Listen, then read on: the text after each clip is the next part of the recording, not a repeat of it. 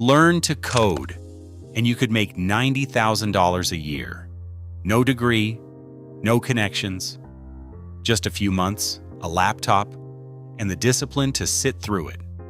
For about 10 years, this country sold that promise harder than almost any other, and hundreds of thousands of people believed it. A lot of them were right, for a while. Then somewhere between 2022 and today, that door quietly closed. Not with an announcement, not with a headline. The job that was the safest bet in America for a kid with no money and a lot of ambition just stopped being available. And almost nobody noticed it happen. Here is the part that should stick with you. That job did not vanish because the work disappeared. The work is still there. Companies still need it done. It vanished because for one stretch of years, somebody decided that training a human to do it was no longer worth the cost. And the thing they blamed it on is not really the thing that did it. This is the story of the fastest rise and fall of a career path in modern memory. Who built the dream, who sold it, what actually killed it, and why the version of this you are about to watch is not really about coding at all. Because the same thing is already moving toward a lot of other jobs, maybe yours. And if you graduated in the last 3 years, you already know this in your gut. You did everything they told you to do. You picked the safe major, or you paid for the boot camp. You built the projects. You learned the skill that was supposed to be bulletproof, and the door still closed in your face. This is the story of why. Let me take you back to when the dream was real, because it was real. Around 2011, the first coding boot camps appeared. The pitch was simple and almost too good to believe. Pay for a short, intense program, 12 to 24 weeks, and come out the other side employable as a software developer. No 4-year degree, no student loan mountain, just skills, fast. And in a market that was starving for programmers, it worked. The graduates got hired, the salaries were real. The numbers tell you how big the gold rush got. In 2016, there were around 90 coding boot camps across North America, graduating roughly 18,000 people a year. Within a few years, that number tripled, past 60,000 graduates a year. University computer science enrollment doubled. There was a genuine bidding war for developers. Recruiters describe a time when 90% of hiring was just companies fighting over anyone who could write working code. And where there is a gold rush, there are people selling shovels. The most famous of them was Lambda School. It raised $122 million from the biggest names in venture capital. Its founder had gone from sleeping in his car to running one of the hottest startups in Silicon Valley. Its pitch was bold. The depth of a 4-year degree, the practicality of a boot camp. And its hook was clever. You paid nothing up front. You signed something called an income share agreement, promising a slice of your future salary, but only once you landed a job that paid $50,000 or more. If you never got the job, you owed nothing. It sounded like the school was betting on you, but the dream had cracks in it before anyone said the word AI. Lambda School advertised that around 86% of its graduates got hired. A leaked memo to its own investors put the real number at roughly half. Another major boot camp, Flatiron School, settled with New York regulators for inflating its placement and salary numbers. The shovels, it turned out, were not all as sharp as the ads promised. Still, for years, the core promise held. A self-taught coder in a bedroom could land a $90,000 job. That was not a fantasy. That was Tuesday. And then, in about 18 months, 3 things hit at the same time. Watch carefully, because the order they arrived in is the whole story. The first thing was the obvious one. In November of 2022, ChatGPT launched. Then came the coding assistants, the tools built directly into a developer's workflow. By 2025, 84% of developers said they used AI tools to write code. And the tools got good, fast. On a standard test of real programming problems, AI went from solving about 4% of them to over 70% in a single year. The grunt work at the bottom of the profession, the simple, repetitive tasks that a junior developer used to cut their teeth on, was exactly the work the machine got good at first. The second thing arrived more quietly, and it mattered more than people admit. The era of nearly free money ended. For years, interest rates near zero meant companies could afford to hire a junior, pay them to be slow and unproductive for 6 months, and treat it as an investment. When rates spiked, that math broke. Suddenly, every hire had to justify itself almost immediately, and a trainee who needed half a year of hand-holding was the first line in the budget to get cut. The third thing was the cheapest of all. A developer overseas cost 40 to 70% less than one in the United States, and thanks to remote work, could contribute from day one. No training period required. Cheaper, faster, and it never asked for a mentor. Now watch which of those three the companies pointed at in public. It was the first one, the exciting one, because here is the uncomfortable truth, and I want to be careful and fair about it. If artificial intelligence alone had killed the junior developer, the collapse would have started the moment ChatGPT went live. It did not. It accelerated a year later when money got expensive. The honest read, and this is what labor analysts who looked closely concluded, is that AI is partly the excuse and the economy is partly the driver. The line corporate leaders use is, "We are freezing junior roles because the AI handles the grunt work." That sounds a great deal better in a boardroom than, "We can no longer afford to train anyone this year." Whatever the exact mix of causes, the result is not in dispute. And the result is brutal.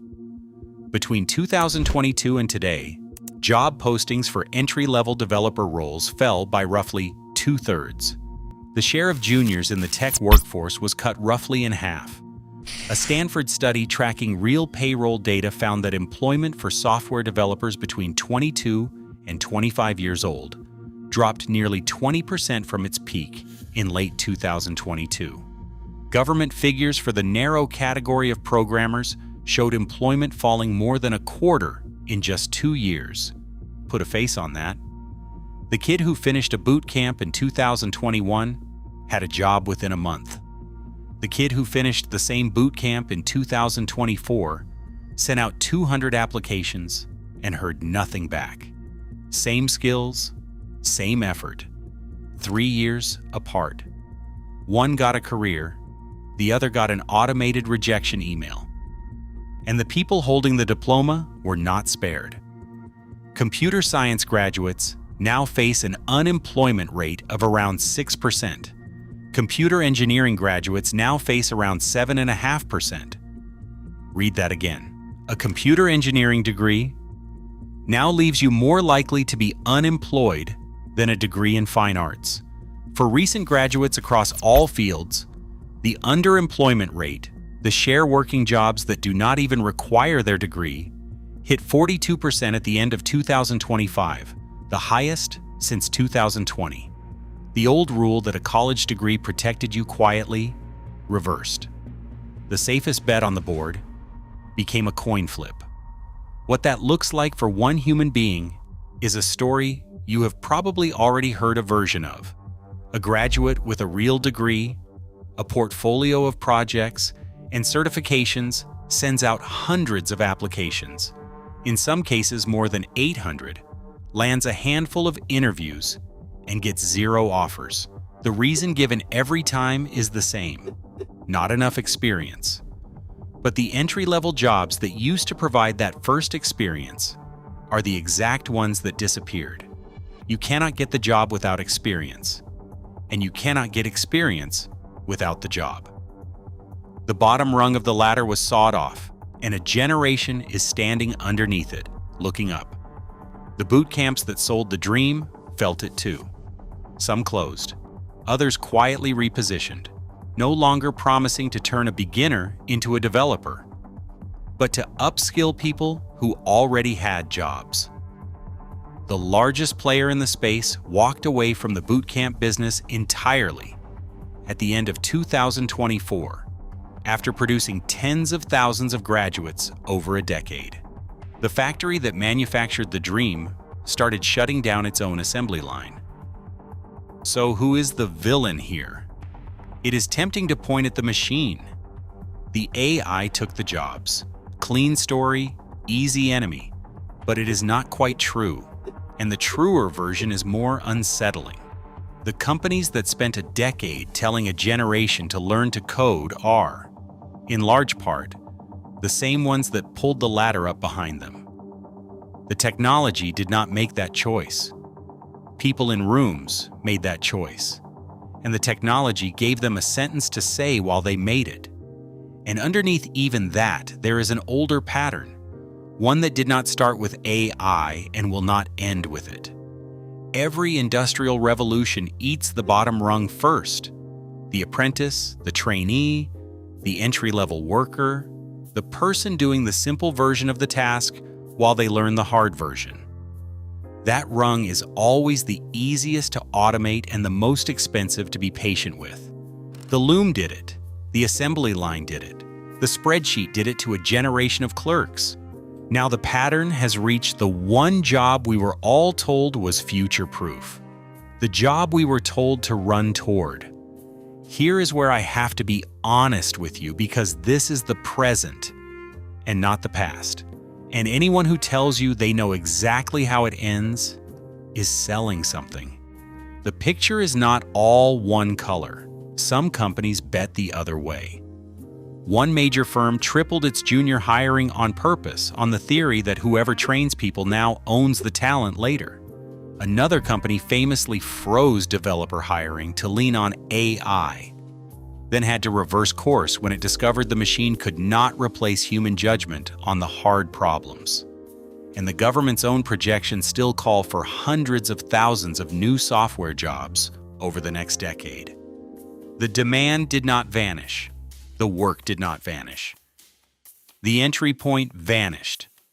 That is the quiet catastrophe inside this whole story. Cut the juniors today, and you have no seniors in 2031.